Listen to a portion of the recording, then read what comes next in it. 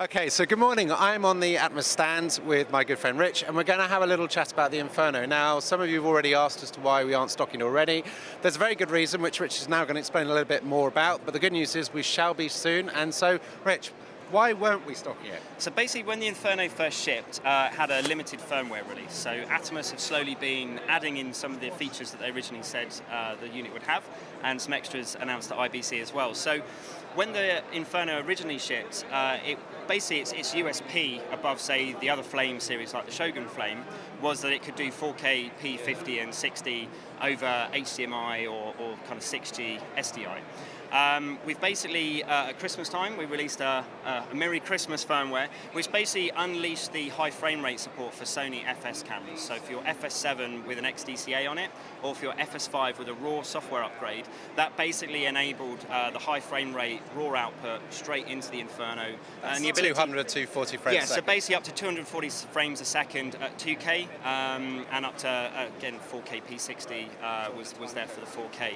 Well, and what capacity are the drives? So basically, at the moment, up to 1 terabyte, but there's a 2 terabyte coming as well from people like Angelbird. So that's an awful lot of high frame rate recording that you can achieve from that. So, I mean, this is great news for our customers because obviously we've got the FS5s, we've got the RAWs, RAW conversion. So suddenly you attach one of these on there. Well, this is it. I mean, you look at an FS5; it's a compact, small camera, incredibly good sensor inside. But you're limited by the fact that the FS5, for example, will only record 4K at 8-bit 420 internally. It's all long GOP kind of style compression. So obviously another camera that's massive for us is going to be the GH5.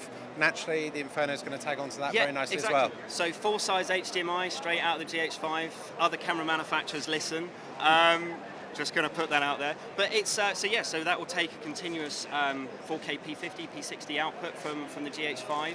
And I think also the other thing that certainly a lot of my customers have been asking about is the HDR benefits of using the Inferno. Atomos basically allow you to expose correctly for an HDR scene, or at least see what your camera is capable of. So there's no guesswork on where do I expose my log image. I think that's the hardest part, because I think a lot of our customers, certainly with the A7 range, it's not natural to want to overexpose. Yeah, because you start to see a log image that starts to look very bright and very, kind of difficult to see where the highlights are clipping, and Sony will tell you where to expose your whites in S-Log. But actually being able to see it is a different matter. And people will often say S-Log 3, for example, on the A7, or any camera, is noisy, and that's because people are underexposing. So people say overexposed, but then it's like, well, how far do I go? Correct. Whereas the HDR engine just lets you see how far can you push that camera sensor for that scene before you start to get an unnatural image.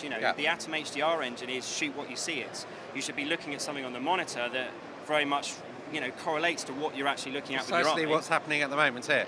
Well, the nice thing is that it just allows people who are a bit daunted by it, perhaps, actually shooting in S-Log in any way whatsoever, to actually gain some kind of ease of use from it. I mean, I say, if I can use it, anybody can, Well, that's the thing. I mean, it's really just been designed to be as intuitive as possible. So we have a dynamic range slider that goes from SDR to HDR, and how long that slider is and how far you can push it is dependent on the log curve. So it just is how dynamic is that log curve from that camera sensor. So it's very easy just to move that slider. We show you two values with that, either the stops increment, so kind of from an acquisition point of view, terminology we can all relate to, how many stops of dynamic range it is above Rec 709, and we move that in half stop increments. But then we also show you a display correlation to how much of a percentage above Rec 709 you are.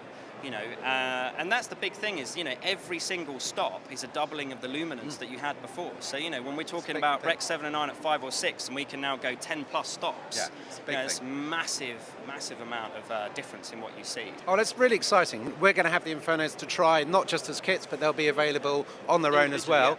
Give it a go. Yeah, I mean, that's it. Experiment with 4K HDR. See what your camera sensor is capable of.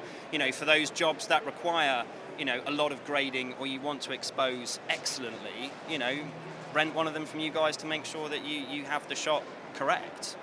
Because at the end of the day, the more you can future-proof your content by shooting 4K, by shooting high frame rates, by exposing for HDR, the better longevity you've got with that content. So perfect. Listen, thanks as always. Nice to see you. You're welcome. Thanks a lot. Cheers. Cheers.